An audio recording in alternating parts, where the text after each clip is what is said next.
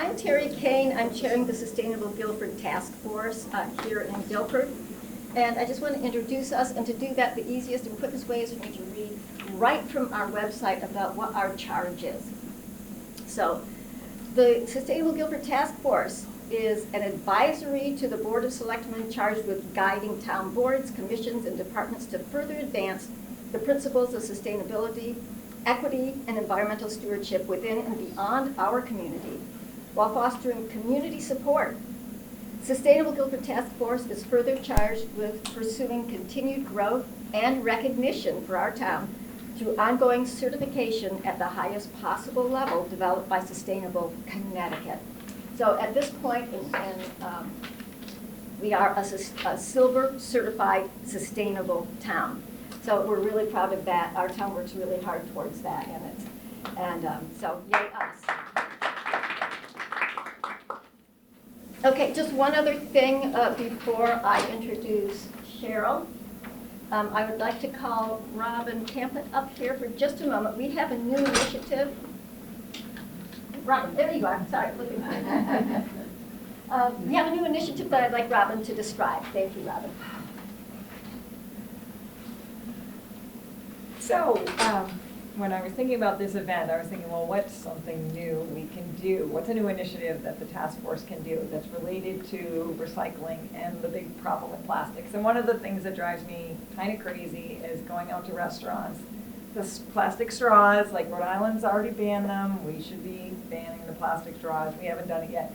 And the plastic takeout containers, like why isn't everybody just using the cardboard style ones that are compostable? And there's some places around that do a great job with it, like Cohen's Bagels, and they've been doing their which is great, but there are a lot of places that still aren't. And not only are they using plastic, but some of the plastic they're using isn't even recyclable, like the black plastic ones. So I thought, well, what can I do to encourage restaurants to get on board with changing the way they do things? And with the help of Mary, who found a great website, there's actually a whole association restaurants can join about how to make their restaurants more green and actually save money. I mean, everybody thinks, oh, it's going to cost us so much more money. But if you join these collaborations and you're buying things through a group, you can save money by buying as part of a group cost. So I created these postcards that we can mail or give to our restaurants when we go to them that tells them about the association that they can join. And it says, hey, we love your restaurant, but these are a few things we'd love to see you change. And I thought it's an easy way, and you can sign it personally. You can make a note about your favorite dish. We come here all the time. So it adds a personal note, which I think the restaurant owners appreciate it. And I think they're more likely to think about it when they get personal notes rather than just reading an article in the newspaper. So there's a whole big stack of them back there. Please take some, throw them in your car, just like you throw your shopping bags are now in your trunks, right, Matt? And take some cards, and then you'll just have them with you. And or you can, they do work like a regular postcard. You can also just put a stamp on them if you prefer to do that to some of your favorite restaurants that you know are still using plastic stuff. And especially with COVID and all the takeout, that's where it became so apparent to me that it's a big problem. So I would love it if you would take some and take some of the other handouts too. Thank you. Right, and also on that back table, we all just brought in a few things that we have that you may not know about. For example, you can get rid of all those plastic laundry jugs by using True Earth. And one load, if you haven't seen this equals one load, right here. They send this to me. This is a year's worth of laundry. I've done this for 2 years now. It works great. I'm going to put them back there so you can look at them. It's not a sample. Please don't take them. But please, explore them. It's not expensive. And, who wants those jugs, right? It's just a mess. So. And one other thing, there's also a list back there I created, and we're not promoting any one company, but just ideas and different websites to look at. There are things that can't be recycled. Sure, we'll tell you more about it. When you go on the app, you find like plastic bags, but there are places to bring plastic films, plastic bags. There are stores around that do it, and there are websites to learn about that. So there's sort of a cheat sheet back there. Also, some other ideas of some local places where you can buy things that have been recycled, made from recycled materials, a place where you can get refillable cleaners and detergents and things like that. But there's a lot of information on the web, so there's sort of a cheat sheet for just some ideas. So make sure you take one. Thank you. So just two people that are notable that are here this evening. Our first selectman, Matt, is here. And our town engineer, Janice, if you don't know her, this is Janice right here. Yay! So she is going to be here to answer questions for us. So the main attraction, let me introduce our speaker tonight. Cheryl Baldwin from Connecticut Deep will share state priorities, information about recycling markets, and answer all your recycling questions. Cheryl has been involved in sustainable materials management for over 30 years and at Deep since 2008. Her current projects include the Recycle Connecticut Foundation and product stewardship programs.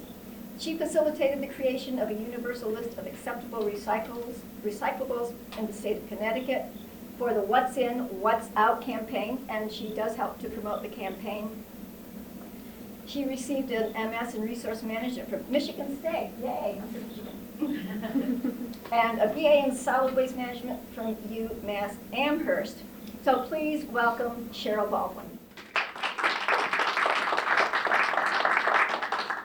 Thanks. Boy, listening to that, I'm like, now I really have to perform, right? So thank you so much for coming out tonight. I know it's a beautiful night, and Terry was like, yeah, we don't really have a lot of people coming. But as you can see, Guilford, you are showing up, you're engaging, and you're interested in being part of the solution. So kudos for you. So tonight we're talking about how to manage materials sustainably. Many of you may have seen the solid waste hierarchy before, and the tidbits and hints that we just heard about in terms of resources really focus on waste prevention. So when you're getting rid of your jug of detergent, you're actually doing a waste prevention, right? You're not even creating something that has to be recovered through recycling or disposed of. And then reuse is a great opportunity as well.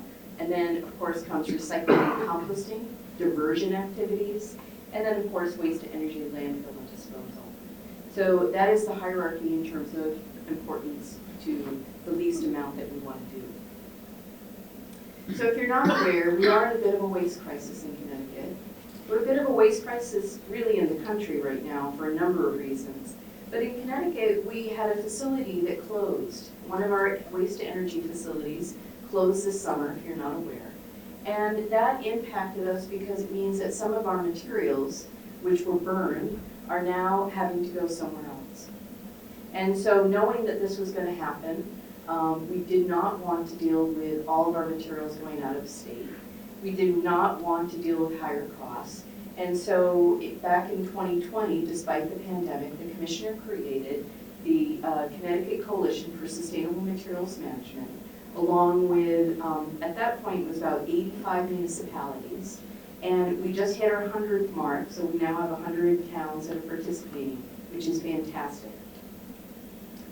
So what did they do? They met, they formed 4 working groups. 2 of those working groups have just reinstated and are starting to work again, and created basically a list of opportunities and priorities. Not all towns can do everything, so they really wanted to create a menu of opportunities, but generally it was to reduce the amount of waste that's generated, expand reuse opportunities, increase food scrap collection programs, improve recycling programs such as reducing contamination, really ultimately to reduce municipal costs for disposal, and then implement new approaches, which include pay-as-you-throw and EPR. What's an EPR? So I'm just about to define that. Thank you for paying attention. Yay. So pay-as-you-throw and EPR are systems approaches. They look at the big picture. And so pay-as-you-throw sometimes is referred to as unit-based pricing. It treats trash like utility. If you think about paying your neighbor's water bill as they water their garden, you might be like, oh, why aren't they conserving? You know, they're watering in the middle of the day. Well, similarly, a unit-based pricing or pay-as-you-throw approach means it gives you the incentive to conserve. Some of you are probably similar in age where we knew to wear a sweater when it got cold. not just turn the heat up. EPR, also known as Extended Producer Responsibility, is a way of, there's voluntary product stewardship, but EPR is a type of mandatory product stewardship that requires legislation. And as a result of that legislation, we require manufacturers who make goods to take responsibility for the disposal or end of life of those materials by creating a program that is at no or low cost to municipalities and or residents. We have a couple of examples, paint, mattresses, electronics, etc. I'll go into more detail here. And solutions so far. Since the group formed, we've had a number of things, but this is just the highlight. In 2021, we had changes to the Connecticut Bottle Bill, which I'll be sharing. Meriden did a pilot, a co-collection. It was one of the first in the country, which I myself had not heard of before, where you have a cart and one bag is for food scraps and the other bag is for your trash. And then they are separated and the food scraps go to Quantum Biopower and the trash goes to a waste to energy facility. It's called co-collection because you have two bags at once. And that apparently proved successful. The reason there's pilots, some of the bags had a bit of breakage. So they're now working on trying to create thicker bags as part of that. West Haven piloted a passive aeration composting system right at their transfer station. They hope to add food scraps from the schools. Fairfield is one of a handful of towns that started collecting glass separately. That's to reduce contamination in our mixed recyclables. Wilton implemented zero waste initiatives in their schools, changing from expanded polystyrene to reusable trays that are washed. Public Act 2227 created a new EPR program. It has not been implemented yet, but it will be for gas cylinders, 1 pound to 50 pounds. So that would include oxygen tanks, but as well as the camping, those little camping things, which may not be a problem for you if you don't camp, but we find them not only in our recyclables, but in our trash, and it causes a lot of problem for truck drivers as well as our facilities. Notice your town name there? That was intentional. Guilford, Stonington, West Haven, Bethany, and a lot more are receiving deep grants to pilot food scrap programs.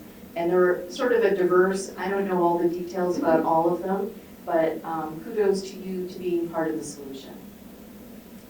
So really what we need to do is rethink, refuse, reduce, reuse, and then recycle. I heard an NPR special and they were talking about waste reduction and reuse, and in many ways it's unlearning or relearning new habits. We created a lot of habits over the years and we just need to sort of think about it in a different way. It's not that we're good or bad, it's not that we're wrong.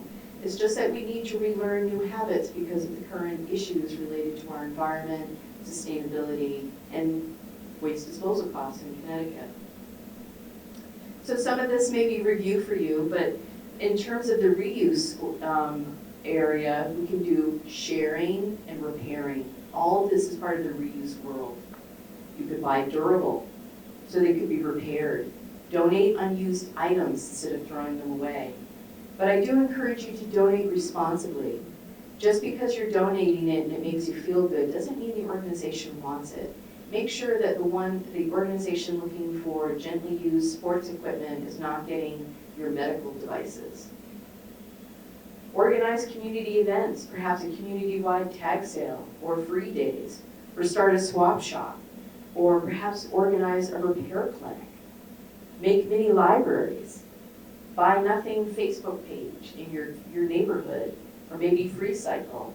And of course, you could always expand the public library because the library is the ultimate in sharing.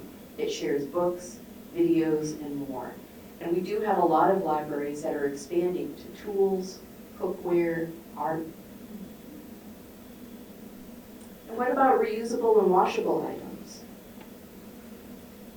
It may sound like, old school, or maybe you've heard it before, but it does have an impact. Reusable mug, refillable water bottle, silicone and beeswax wrappers. I saw them on the back of that table. Bring your own utensils or opt out of takeout. So when you do a takeout, ask them not to put the utensils in there.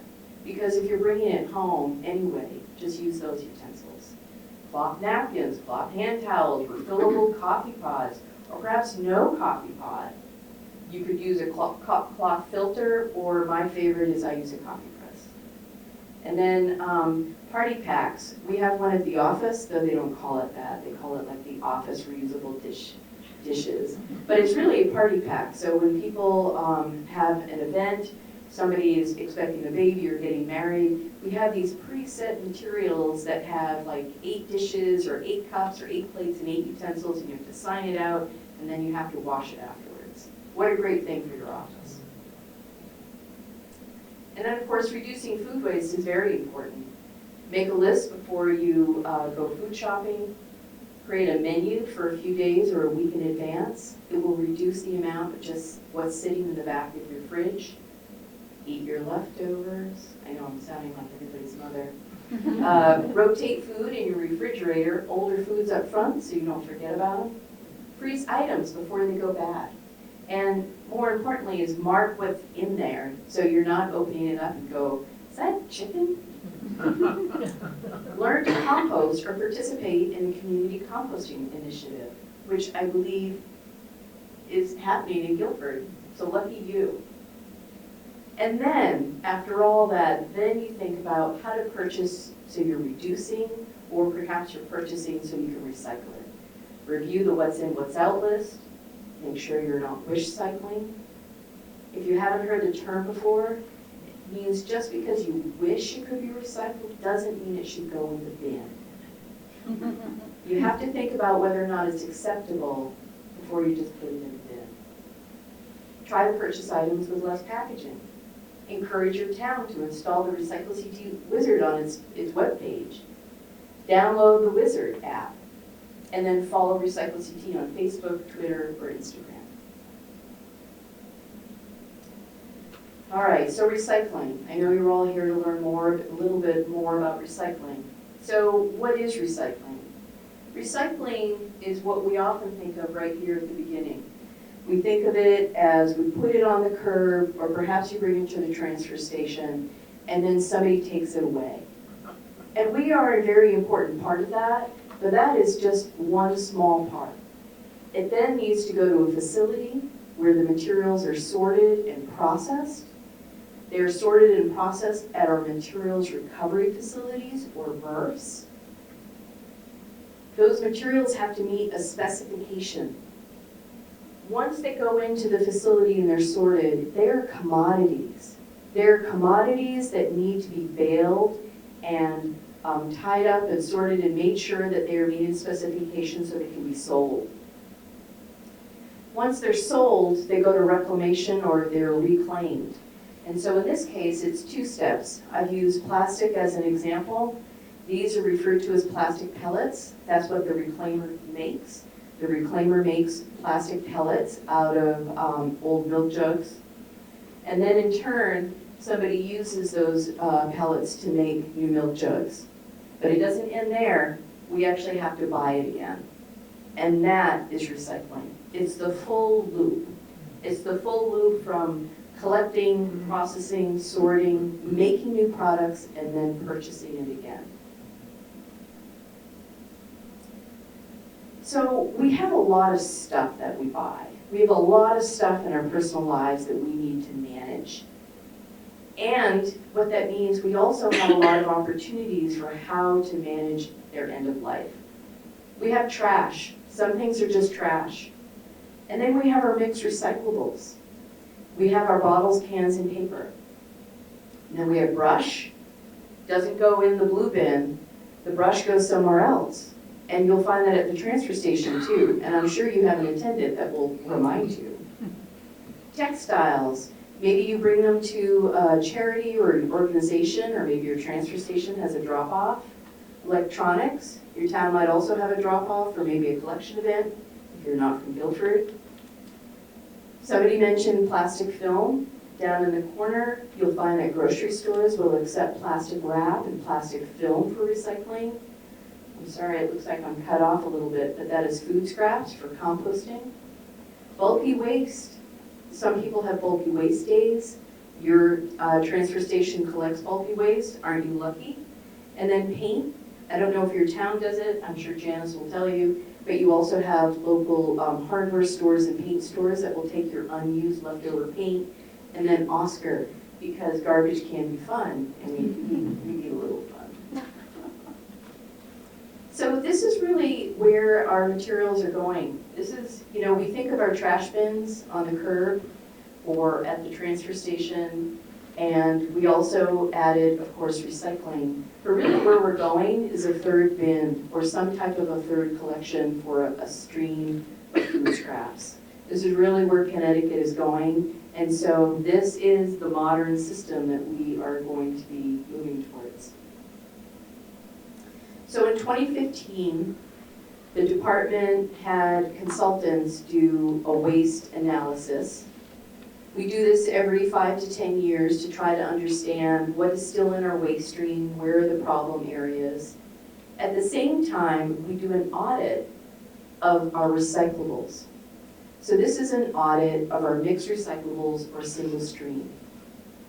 And from that, you will see that over 50% is paper. I know a lot of people concerned about plastic. From a recycling standpoint, often the plastic that annoys you annoys the facilities too, because it's not acceptable in the mixed recycling. And so it's really not considered a recyclable. I don't have a name for it. Perhaps it's litter, especially if it's on the ground. But most of the issues related to recycling are about fiber, because over 50% of the materials that come in are paper and fiber.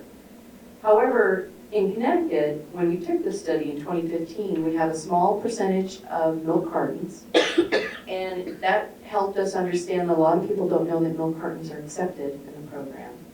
Plastic bottles, other recycling, glass, aluminum cans, and then you see this huge 18.2% contamination.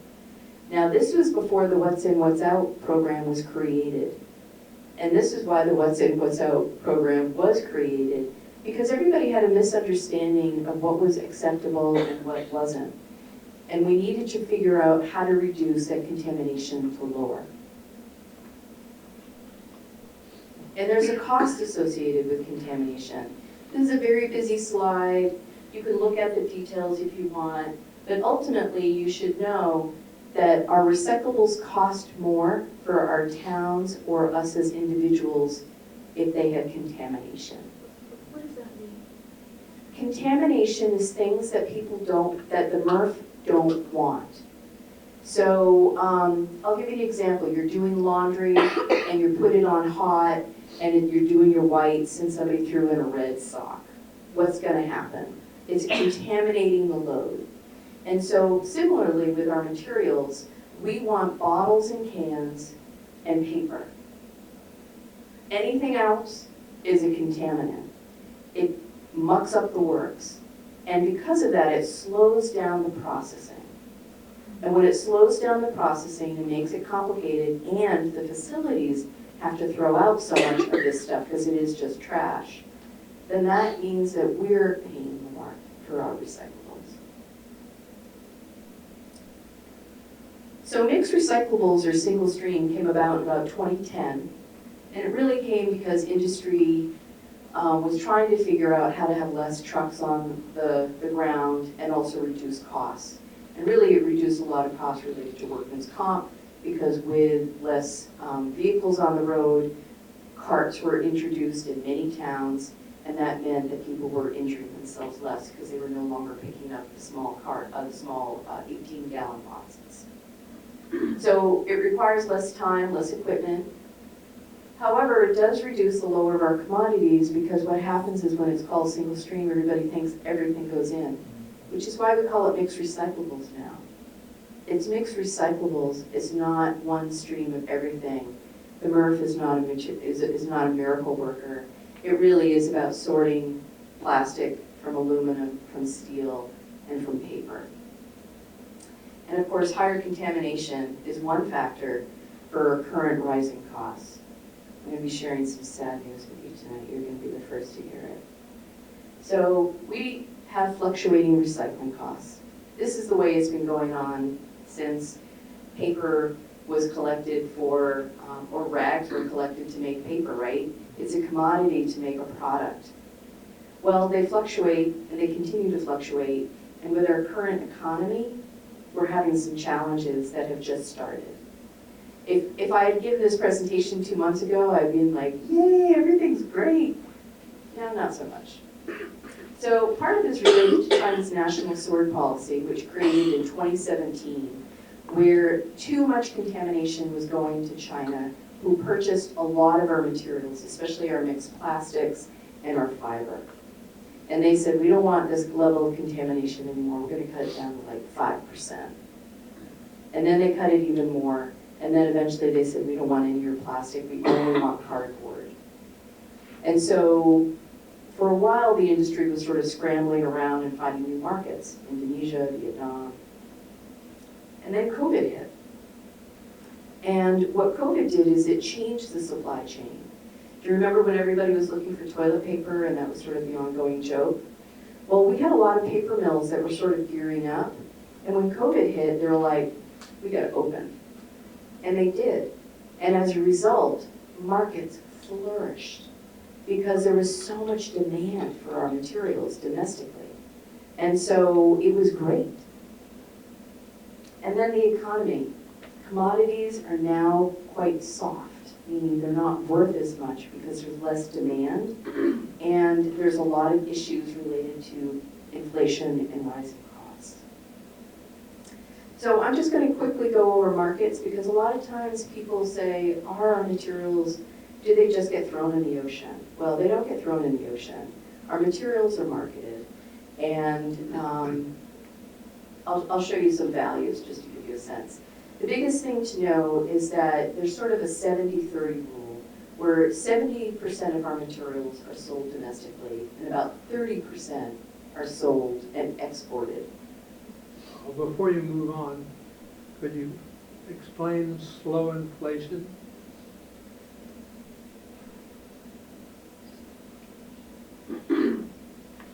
I don't think the inflation is ending yet. I think we're going to have, what's going to happen is the softness of our current prices related to the commodities of recyclables are going to continue to soften because inflation is going to continue and our interest rates are going to continue to rise. I don't know if I can explain it much more than that, except that our current economy is not helping with our recycling markets. I might have had a little bit of a typo in that. So all of these slides, you don't need to know the details. They all start in January 2020, and the blip is post-COVID, right? That's with COVID. And then you see greatness. Everybody was pretty happy. But now all of a sudden things aren't so great, and that's really related to our economy. So things were great 2 months ago, and now things are not so great in terms of the value of a lot of our commodities are reducing. You can see pretty much the standard. So NHDPE is natural high-density polyethylene. Actually, I should go back. So OCC is cardboard, old corrugated cardboard. RMP is residential mixed paper. Those are the two categories that are most sold, but there are a lot of, there are over 51 specifications that can be met for paper, but these are the two big ones. And then in terms of high density polyethylene, natural is the N. It means it's clear, it's like a milk jug. C, HDPE is colored, that's like a detergent bottle. So for a while, natural was worth a lot. I don't understand. And then polypropylene is, you will find that for like deli containers. And then PET, polyethylene, is also sort of deli containers. They are used interchangeably. Sometimes you think they're one, but they're the other. You can see this did really well. Not great. Aluminum cans, very similar. Steel cans, similar. And then this is just because a lot of people want to know the details. And I can share the slide deck with anybody that you want. But this comes from, it's cut off, but on the bottom, this comes from the Institute for Scrap Recycling Industries. And you can see this is the 30% that is exported. So think about 70% is domestic and 30% is exported. And of that 30%, this is annual tons, over almost 2.5 million tons of paper is going to India. So that's a lot of material. This is a business, and that's what I'm showing this slide, to help you understand that it is commodity and it is a business. And what we're doing is helping support that business because we're trying to conserve energy, we're trying to reduce greenhouse gas. It's 8%, it's 8% less though? Since 2021. So it's all been less. Yeah. And then this is plastic exports. We used to do a lot with Canada, a lot less now. My point is that this is 30% of the materials that we're processing. So it comes back to us. We're at the front line. We're trying to create, we're trying to give the materials that they can use to be able to sell and make into new products. And everybody says, but are we doing it wrong? Well, yes and no. Oh, the slides are cut off a little bit there. So this is also a busy slide, and the really big thing to know about this is the USDA, the Economic Research Services, does data, they collect data every year about all the new products that are created and put on our retail shelves. And what this tells us is since 1998 till about 2020, we have 15 to 20,000 new products on our retail shelves every year. That's 15,000 to 22,000 new products on our retail shelves every year. Do you think they're communicating with me about what kind of containers they're using? Do you think they're contacting the MRFs and asking if they can process that material? No. It's happening a little bit more, but it's still not happening enough. And that's why I'm showing you this slide. So when you think about, are we doing it wrong, there's a reason we're confused.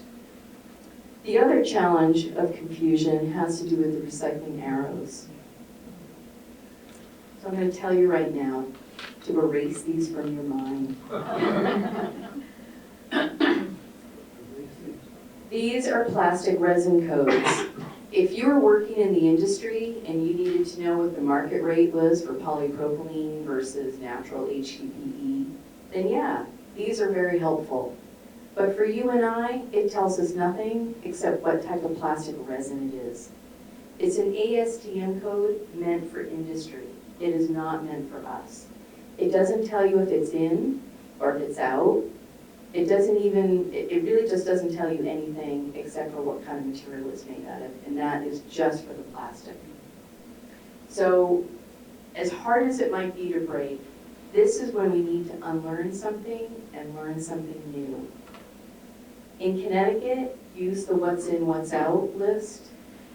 It's, when you're thinking about plastic, it's about containers. Is it a jug? Is it a bottle? Is it a jar? Is it a tub? If it's not, it's most likely out and you should keep it out. All right, quiz number 1. How many people knew that recycling is mandatory in Connecticut? A law was passed. Do you know what year the law was passed? Was it 75, 89, or 2012? So luckily the camera will not see your hands. So show of hands, who thinks it was in 1975? Who thinks it was in 1989? And who thinks it was in 2012? All right, well, it was a trick question. It was in 1989. That was the first law, and then it was added to in 2012. So Connecticut is actually pretty progressive. You know, California is like, we're requiring businesses to recycle now. Well, you know what? Mandatory recycling is for everyone in Connecticut, and that includes businesses, communities of faith, schools, town offices, libraries.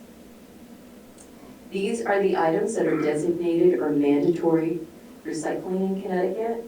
I apologize that the slide is cut off a little bit. And then everything above the line, that's what goes in our mixed recycling container. Nothing's changed really since the 90s or 2012. It's about glass, plastic, aluminum, and steel containers, mostly food containers, though some non-food containers are acceptable, like shampoo bottles, detergent bottles.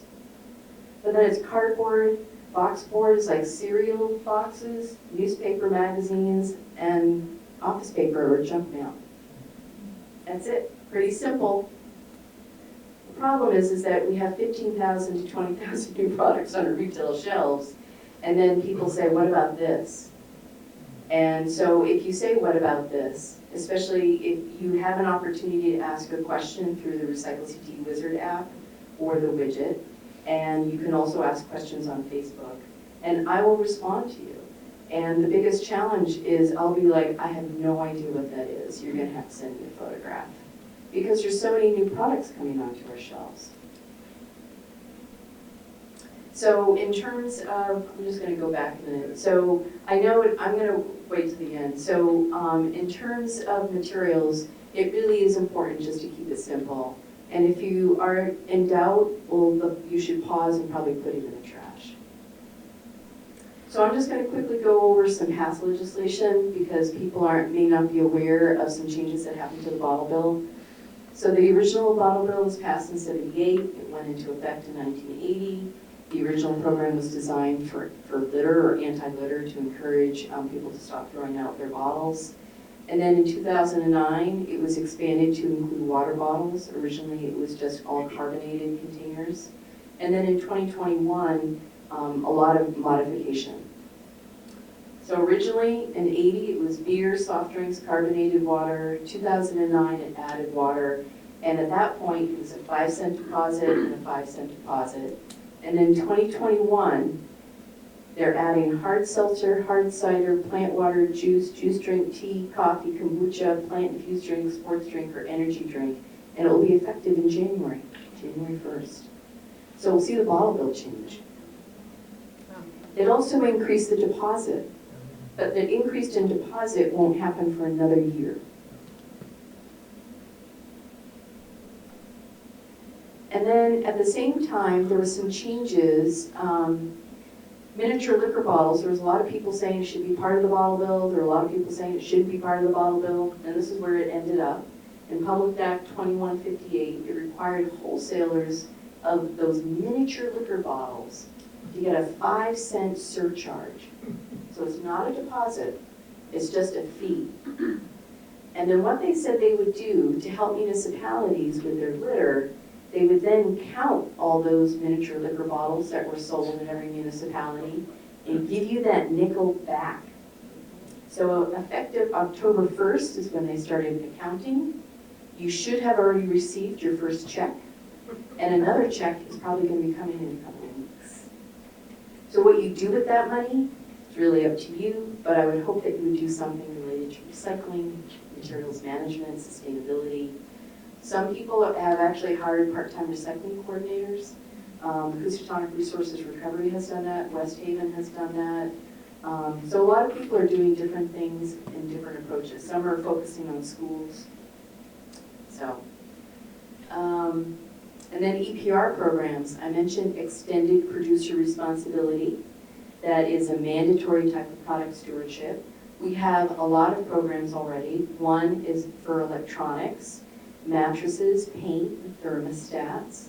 The thermostat one usually hits contractors mostly, so you may not be aware of it because unless you do it yourself on your home. And then the new one is gas cylinders. And that is not going to be implemented probably until sometime next year. And then we have lots of other programs that deal with different parts of our waste stream. We have household hazardous waste days, textile collection events, food scraps. Lions Club usually collects eyeglasses, which is great. Sometimes libraries collect books for book sales, or you have other organizations that are doing it. Household items are often donated to different groups. Playscapes, 5-gallon buckets, and bulk-rigid plastics are all, could be collected separately. Sometimes they're part of our demolition materials. Plastic bags, plastic wrap collected at grocery stores. And shredded paper is collected separately. Often towns might have an event to collect it, or consumer protection might promote different opportunities to recycle your shredded paper. So all of these programs exist, but it's not in your blue bin.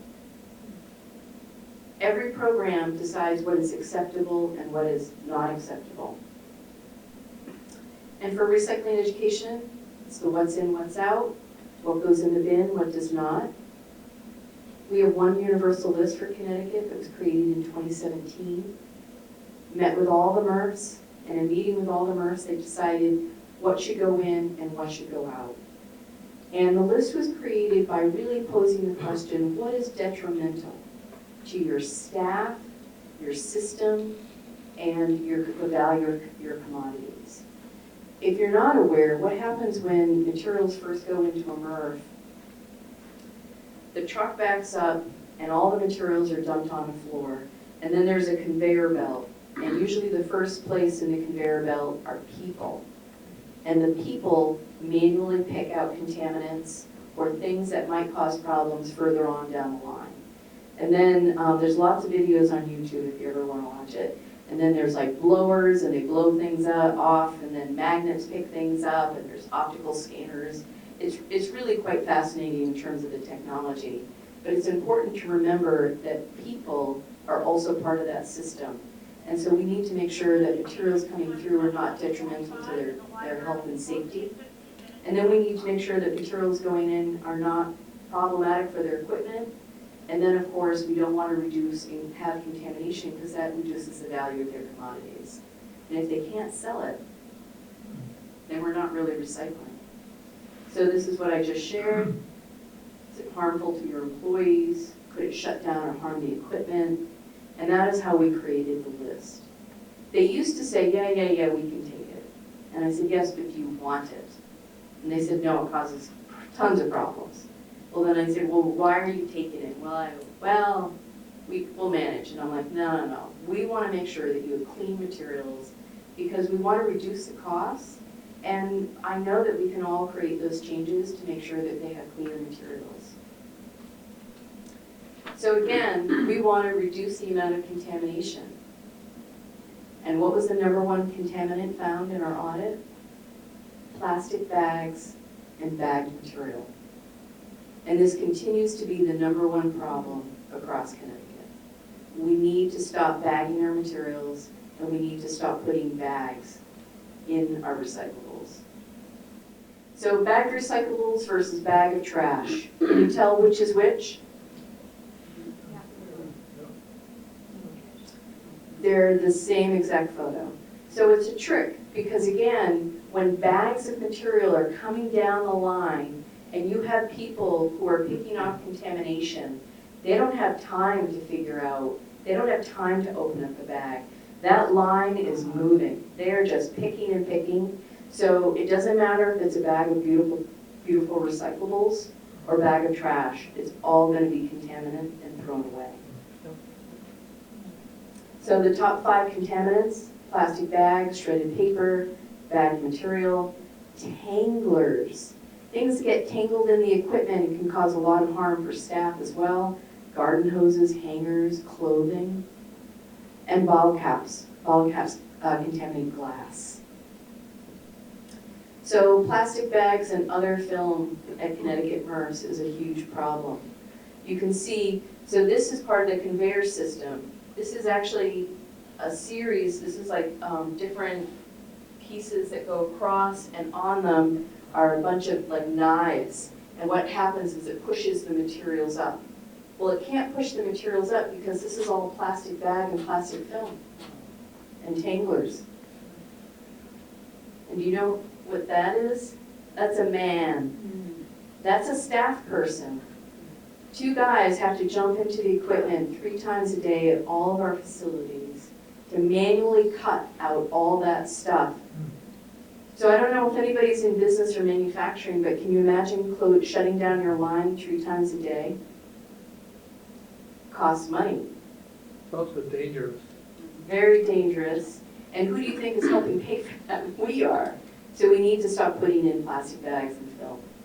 And this is all the stuff he cut off while I was standing there. It's a lot of, I'm just gonna say crap. Sorry for the view. We gotta stop doing it. We have to do better. So don't bag your materials. So again, why does quality matter? Quality matters because we are at the front end. We need to make sure that we're putting in just containers and paper, so it makes it easier for them to sort and process, helping them meet the bale specifications, meaning that they're going to be able to sell it to end market so it can be made into new materials so we can buy the new products. And some myths. Pizza boxes are in. Doesn't matter the amount of grease, just pizza boxes are in, just no food and no food liners. So you gotta eat your crust. Or compost it. No loose bottle caps, no coffee pods, no shredded paper, no plastic bags, no polystyrene, expanded polystyrene, which you might think of as styrofoam, and no black plastic containers or trays. And then some things are just trash.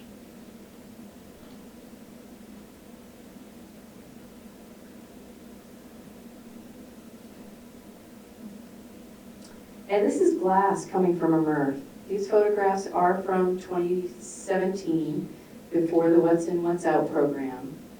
But it's hard to pick out the glass because there's so much other stuff. And this is why there's no bottle caps that are loose, because what they do is they contaminate the glass. But a lot of other things contaminate the glass too.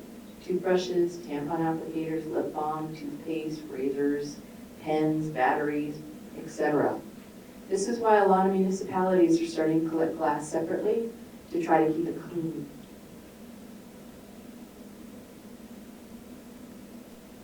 Other things to keep out.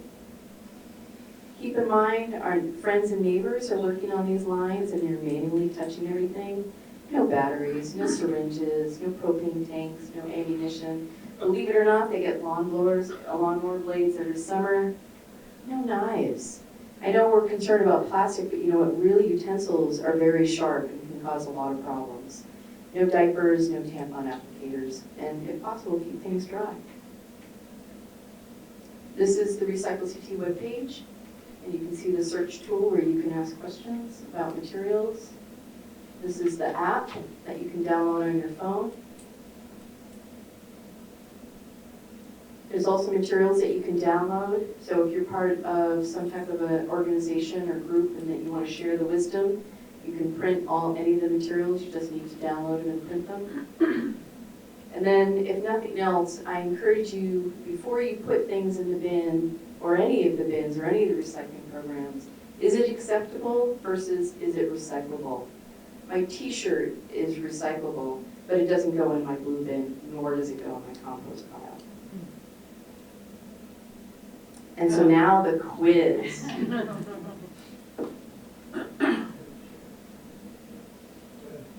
You ready for the quiz?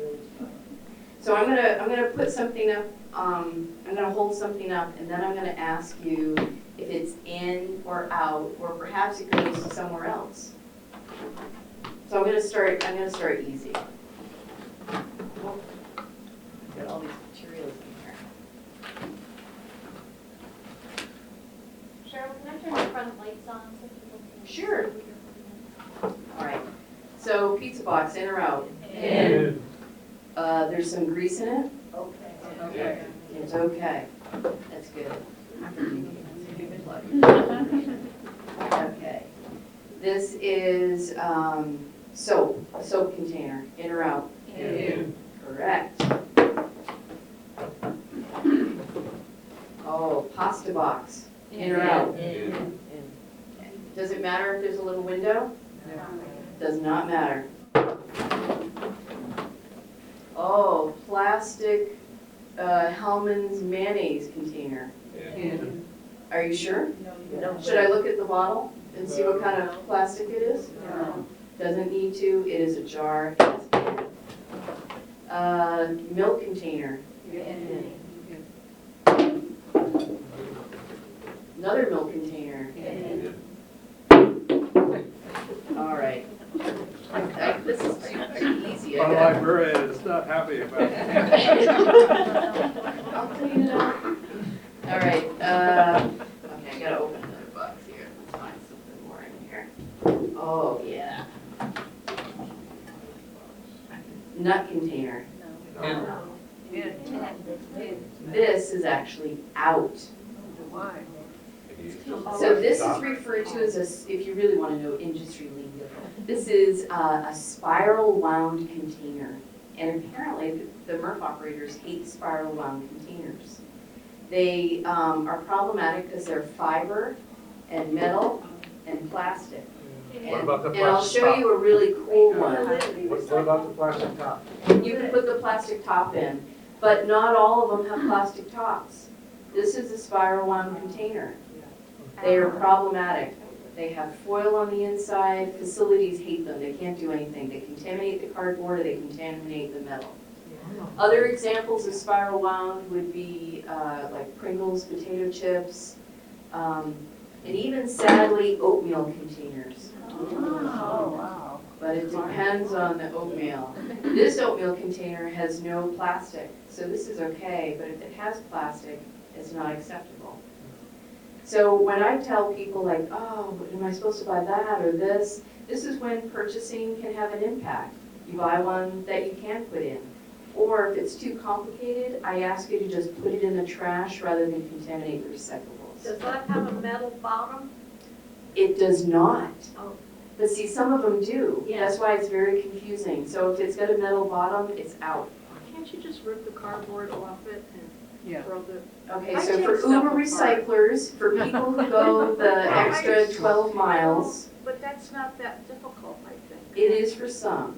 And so yes, if you're an Uber recycler, you can take off, but that's not the case for this. It doesn't matter. Oh, They don't even want that cardboard. And so if you really the oatmeal, that's why it gets complicated. And so if it's too complicated, I'd rather you put it in the trash. Or than somebody just contaminate throws the it out the recyclables. window, it's easier. Oatmeal on the run. That would be really interesting to have an oatmeal container and throw it out the window. All right, this is lotion, in or out? Yes. And if you want to do the next step is to take off this. And so this would go in the trash. That's because there's What metal in happens it? if you don't take it off? Then they contaminate it if it has the, They're not going to be happy about it. okay. Wait, Yeah. Tell me why. Because this is not a container. Okay. So it's just nothing that they want. And so what will happen is it will get baled in, and when you're trying to meet specifications of a bale, they will allow a certain percent of contamination, but if it goes beyond that, they're just not going to get the price they want, and they'll pass it on to us. All right, I'm going to ask you a couple more, and then I'll give you an opportunity to ask me. In or out? Out. Why? Tangla. Oh, here's a tough one. Ice cream. Out. Because of the top. Yeah, so this is where, again, it gets really confusing. This is why it's so hard, and I wish manufacturers would just come up with consistent packaging. So this is in, That's all. And you keep the cap on. Wait a and you minute, leave the cap on, and then this is out. wait, the whole thing or just the The cap? whole thing is out. Because. And it has to do with the paper has a certain wet strength. This is what the Carton Council has told me. I don't understand the details. A wet strength, is that The what? wet strength of the paper does not make it conducive for, That doesn't make sense because the other carton has liquid also, so. is yeah, but it doesn't have the same manufacturing. So if you ever attended a webinar on packaging and the science of packaging. It is so complicated. I feel for people who are like packaging engineers. The amount of planning that has to go into a package is phenomenal. But ultimately, we just need to know if it's in or out, and it's out. All right, and I think you guys all know about black box. Ooh. All right, one more, last one. Little miniature liquor bottle. Out. It's out. And it's hard to grab it with the microphone, but I also have some, well, let me put it down for a minute.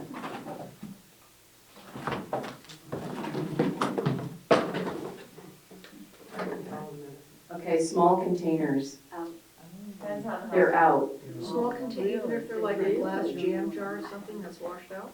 Glass is different because what it does is these contaminate the glass. The small plastic bottles. Is that the 2 Well, inch? that's a real, That's the 2-inch thing. Whoa. And West Hartford, I call it the 2-inch, but West Hartford's been calling it, I like their language too. They've been saying anything small like a business card, which is kind of an interesting thing. Anything, smaller than a business card, but it's really the 2-inch rule for me, and I'll show you why. I gotta put down the microphone. you mean 2-inch diameter? So glass is the last thing. It is not collected. It goes through a series of conveyors and the optical scanners and the blowers, etc. And then the last conveyor goes through a screen. And it's a big screen. And it's a screen with 2-inch diameter squares. And what happens is it all falls through, including pens, spice containers, miniature liquor bottles, prescription bottles, etc. If it goes through, it is out because it contaminates. This is why, there's a lot of reasons why we don't want toothbrushes, pens, and tampon applicators, but all of that material will go through and contaminate the glass. And that's the same for metals that would fit there, like metal bottle caps, like beer bottle caps. That's right, that's why, Right. that's right. Okay. So beer bottle caps are out, plastic bottle caps are out. The only type of, if it's loose, if you have a jar lid is fine because it's large enough that the magnet's going to pull it up. I know, it's hard to remember. It's hard to remember, but really just think about bottles and cans and paper. And if you want to keep it that simple, isn't that great? If you want to go further, you guys are all the enthusiasts, I know. They're all laughing like, are you kidding? We're going to do it all. All right, what kind of questions you got for me? How many MRFs are in Connecticut? And are any of them brand new? Great question. So it was how many MRFs are in Connecticut?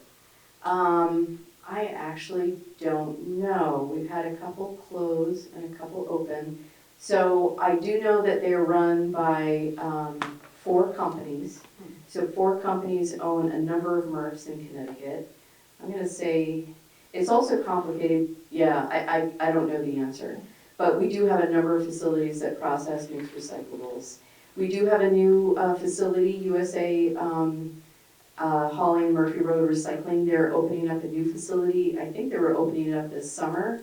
I haven't seen it, but I think it has started processing. What's it called? What did you call it? Automated material, I can't remember the name. There's lots of names for them, but it's in Berlin. Are any of those putting in like, from what I write about a lot is textiles, and the big problem there is sortation of breaking the textile down between nylon and polyester. You think you have problems, but actually taking a sweater apart to recycle it. So Do there you are have technologies that are? So there are a lot of MRFs and a lot of processing facilities that do different types of recycling. So we do have, you could call them MRFs for just sorting construction and demolition materials. What I'm talking about are MRFs that handle the mixed recyclables. There are also facilities, and the nearest one I'm familiar with is in New Jersey, and they do sorting of textiles. And that is all, a lot of it is by hand, where they, people have this ability to be able to feel fabric. I'm just thinking of it, the people who smell wine and they can say, this is Michigan 1989. It's the same idea. They're holding the fabric and they can say, it's a blend, so much You know polyester, how so slow much. that is? And That's ridiculous. No, they're really fast. And then they sell textiles that way where they bale it up, because it's a Yeah. commodity as well. They'll bale it up as cotton or polyester or the clothing. Textile industry itself is something completely different. Yeah, that's not, it is.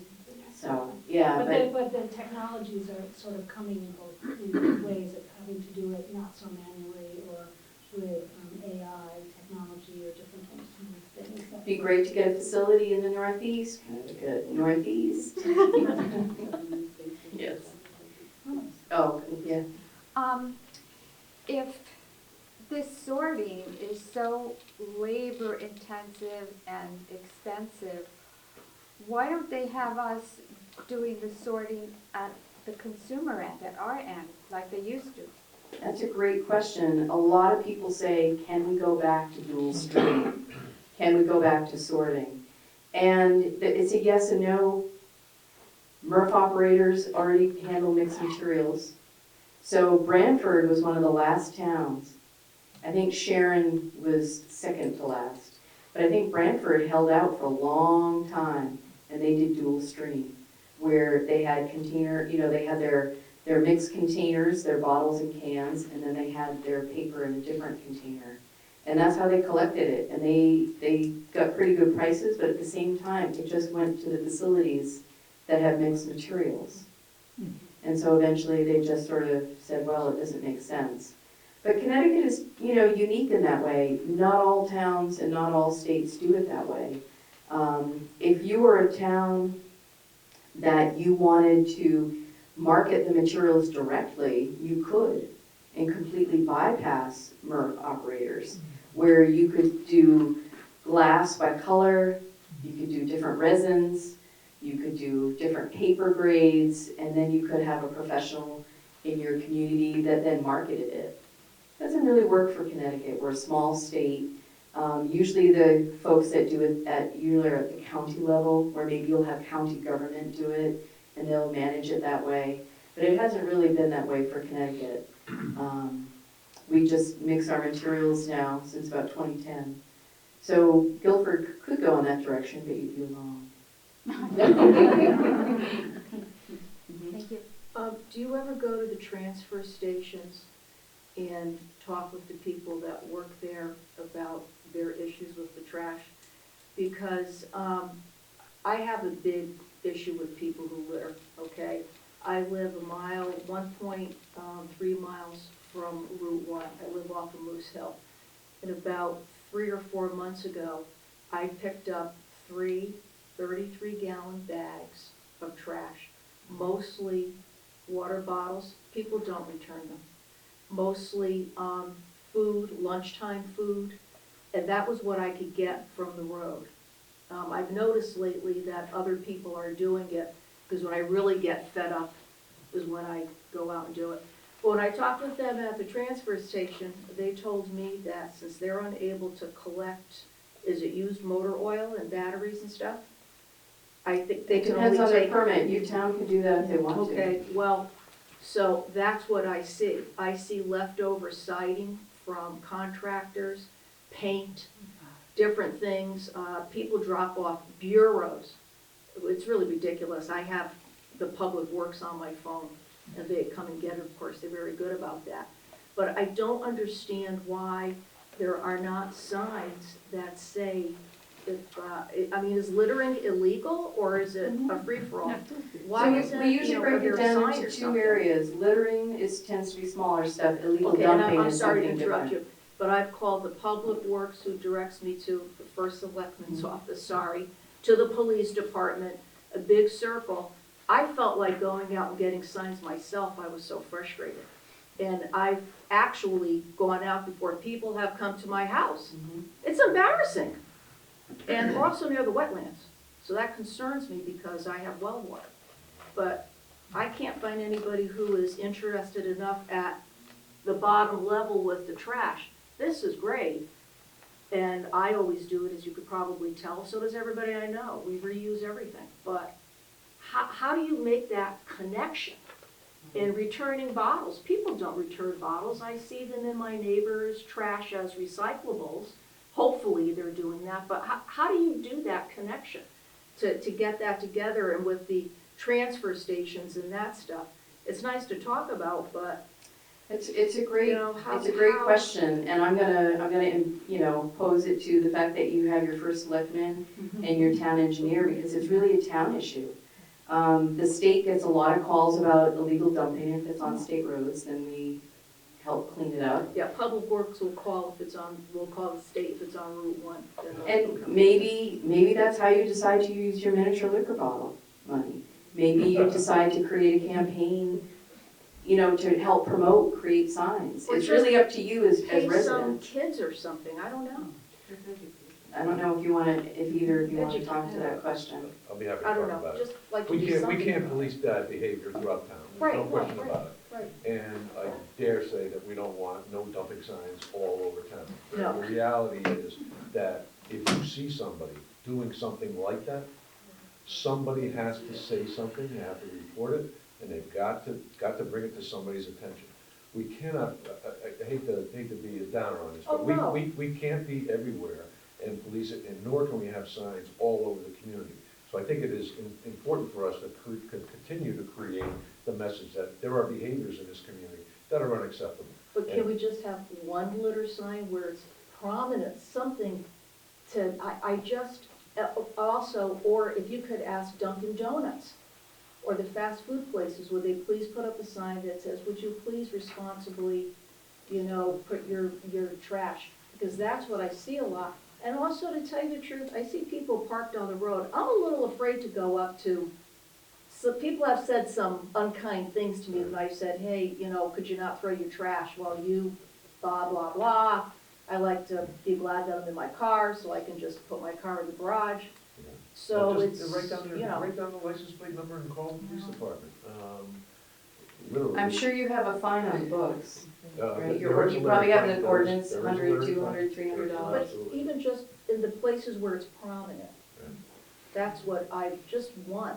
I have a neighbor who has a truck, so when he sees the big planks and the tires, if he's driving by, that's when he goes and picks up. You know, So I it's- thank you for addressing it. I'm gonna move on and see if anybody else has any other questions. I have a silly question, I don't know. In the tissue boxes, do you have to pull the plastic out? No, did you hear the question in the tissue boxes? There's that little bit of plastic film. It's okay. If you're an Uber, go for it. If you don't want to, don't do it. How about aluminum foil? Aluminum foil is great and very acceptable, including like aluminum pie pans, just make sure there's no food. And for some reason, they don't like it all balled up. My former boss used to make like big balls, he'd like wait, and I don't know, I've heard the facilities don't really like it, they just want it loose so it goes through the system, here and then back there. Milk bottles, I saw you had one that has sort of a plastic film on the outside. Oh, great question. I get those and I cut that plastic film off. Do I have? Good for you for cutting it off. That's another one just like the tissue box. If you cut it off, great, and if you don't, that's okay. This is a great example of where we need postcards for our favorite products, where you can say, hey, I love your milk, but I hate your container. And I'm gonna switch if you don't. Maybe you won't, but yeah, these are definitely a problem, having the coating on it. Mhm. Occasionally, in the selectman's office, we get calls from folks who say, why is my hauler putting both recyclables and garbage in the same bin? Great question. All right? So there's two responses. Okay. Oh, wow. One, there are some that have a split body. Right. So you may not be able to understand or can't see that they have a space for recyclables versus trash. Or they're mixing it and they'll tell you that they're sorting it later. They're in the wrong for that latter. And by all means, you can call the department and file a complaint, because we do have a number of ongoing issues with haulers that are throwing it away instead of, we're all collecting our materials we're rinsing, we're doing a good job, and it's very disheartening having a hauler who decides to just put it in the trash. So, Just in follow-up to that question, why does Guilford have haulers versus do it ourselves? I know it's an expense thing, but this kind of stuff seems like it would be more cheaper just to go to the consistent dump. and easier to handle if it was done by the town. We've had these discussions over the years. The cost to put in full-time garbage collection would be exorbitant in terms of capital expenditures as well as operating expenses. And this is a community that has long felt, well, I have a waste transfer station, I can opt to go and pay $7 to dump my garbage. $9. Or $9 now, I'm sorry, that's right. You're right. Versus, paying 130 bucks every quarter to have it done. So the challenges with garbage collection are rife with workers' compensation issues and all kinds of problems related to the workforce and the cost to actually maintain it. And at that point, everybody in town will bear the cost of that expense. Plus, it's a two-town operation.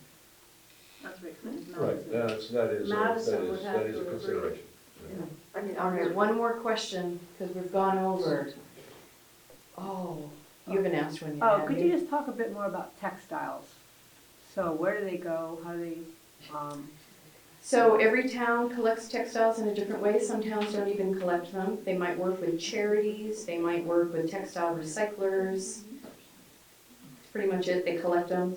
It depends on who you're working with, but ultimately, usually about 85 to 92% of the materials are recovered for reuse, meaning they're used again for clothing, and another percent is used for recycled.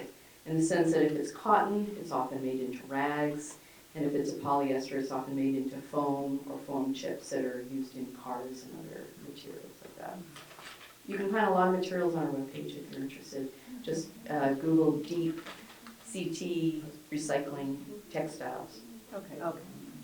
All right, one more. Yeah, could you give us just a little outline, just a brief outline of where these landfills are, how that works in terms of economics? It seems to So me that's a- landfills were closed before my time, but landfills were closed sometimes in the 90s in Connecticut. So you might have a couple of municipal landfills, but they don't take any municipal solid waste, meaning they don't take any of our garbage. They're usually used for bulky materials. But not all towns have them. I think we have one landfill still in Manchester that takes commercial, but I don't think that they take MSW either. So if there is MSW going into a landfill, it would be out of state. So where does our trash go? Waste to energy facilities, incinerators, combustion, Wow. Bridgeport in the air. yeah. Bridgeport, most likely. I'm in New Haven, ours goes to Bridgeport. Which is why when a waste to energy facility closes, it causes problems because now we have to figure out what to do with all that material, which is why we're trying to come up with solutions of collecting food scraps, maybe passing more EPR legislation with different materials, hazardous waste or pharmaceuticals, just like the gas cylinders, trying to come up with lots of solutions. I'm going to stop it there, unless you have a Just one, comment. and I want to give a shameless plug. Janice, do we want to talk a little bit about the pilot program with the food scrap diversion? Thanks, Sharon. Janice Klasiak, town engineer. We were just having meetings actually today with Deep to talk about a grant that Guilford has to do a pilot program, which is going to be the food scrap collection. We'll be having a mailer go out to residents. It'll be a website where you can take a survey if you're interested in participating. There's a lot of things still up in the air. We're trying to use some of our existing paid haulers who you may already be a customer to, and we're going to see how we've got some interest from some of our local haulers, but not all of them. And we're trying to also see, as you realize too, our town is quite large. We're kind of doing it together with Madison, although they're separate grants, in order to really set up reasonable routes using the haulers and the interested parties which hopefully won't be any or not much more cost to anybody who participates. And again, it's a pilot program. We'll see if it's something that we can continue going forward. What happens to it? What will you do? So it's gonna be, Cheryl had touched on this, it's gonna be collected in one bin, but you're gonna have to collect in bags separately your food scraps from your regular trash, and then you still continue to do your single stream recycling separate as well. And your food scraps and your trash will go into your one trash bin, and then it'll be collected and brought to us. A different facility will be separated so that the food scraps can be brought to Quantum. But this is for people who have their trash picked up, it's not gonna be at the transfer station. Right, so at the transfer station, as part of our grant, we are going to have a food scrap container available for people. We haven't worked out exactly where or how, but that's also part of the grant. So it's gonna be offered obviously to both Guilford and Madison residents who use the transfer station. And then the food scrap will go where? It goes to Quantum Energy Plant. It's Southern. in Southington. That's one of the challenges, I think, is that we don't have a lot of places for food scraps to go yet in Connecticut. They're still building up the infrastructure of these facilities that can take the food scraps. So Southington is quite far, but you know, giving a bulk. What do they do with them? They just go, they Turn it into energy. Yeah, they turn it into energy, and then there's a resulting compost that results from food scraps that can also be used for, you know, gardens and things like that. Just, so that should hopefully be coming out. We're still working through paperwork with Deep, so hopefully within the next few weeks or a month or so, people will start receiving mailers, and we'll certainly be getting information out on our website and social media as well. So we're about out of time, so we can give a warm thank you to our